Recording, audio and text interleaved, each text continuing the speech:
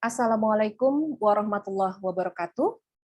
Baiklah, kembali kita membahas bagian ketiga dari structure inquiry dan open inquiry, dan saya beri tema refleksi. Ya. Pada structure inquiry tentu ada beberapa hal yang penting perlu kita perhatikan. Ya. Peserta didik tentu diberi kesempatan dalam hal ini menyelesaikan permasalahan dengan berbagai langkah-langkah logis dan sistematis, ya, atau yang kita sebut dengan cara-cara ilmiah, ya, atau metode ilmiah. Yang pertama, memaparkan masalah, ya. Kemudian menyarankan prosedur untuk pengumpulan data, memberikan kesempatan waktu kepada siswa untuk mengumpulkan datanya, melibatkan siswa untuk mengorganisasi data dengan grafik dan tabel. Jadi tadi kalau di section kedua kita bisa melihat bahwa setelah mereka melakukan sebuah proses pembuktian, maka data-data itu tentu harus dicatat ya di dalam tabel, pada tabelnya. Nah, di situ merupakan keterlibatan siswa untuk mengorganisasi data. Ya. Kelima, melibatkan siswa untuk menjawab sejumlah pertanyaan data. Ya. Yang keenam adalah melibatkan siswa untuk menyimpulkan di depan kelas. Ya. Baik, ini adalah bagian dari langkah-langkah yang dilakukan dalam structure inquiry.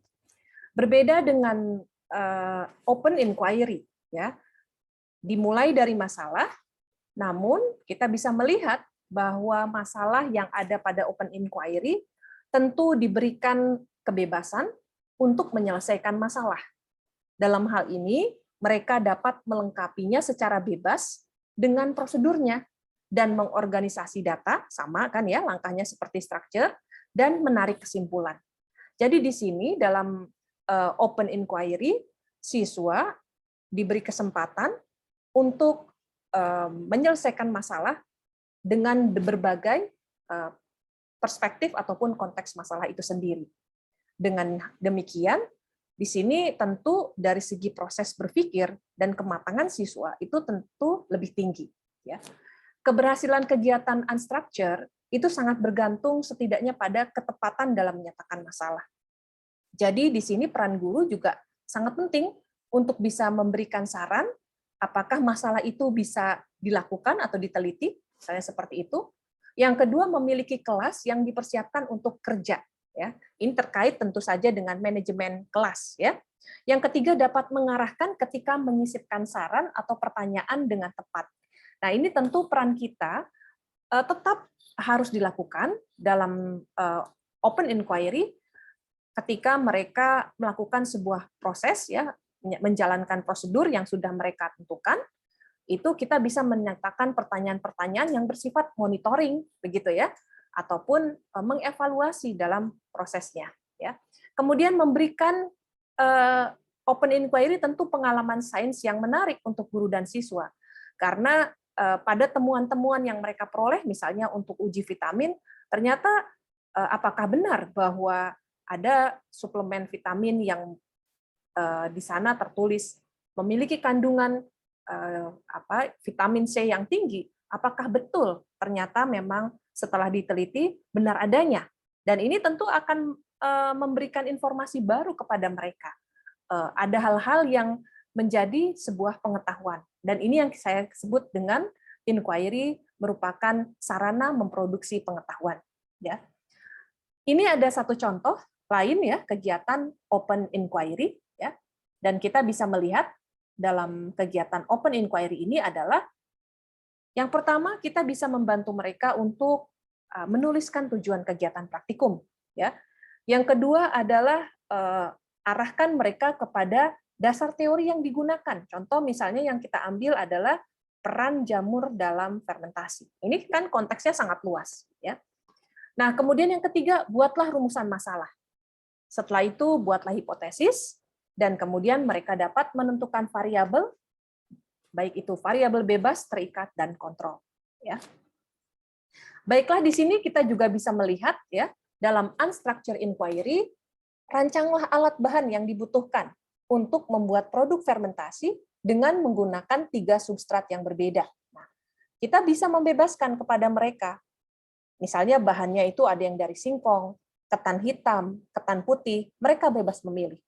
atau misalnya mereka mempunyai alternatif lain. Nah, kemudian mintalah mereka untuk mendesain apa yang akan diamati, apa yang akan menjadi fokus perhatian untuk mencari tahu dan untuk menyelesaikannya.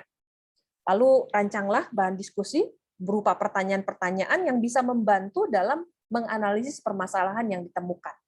Dan buatlah kesimpulan berdasarkan pengamatan yang telah dilakukan.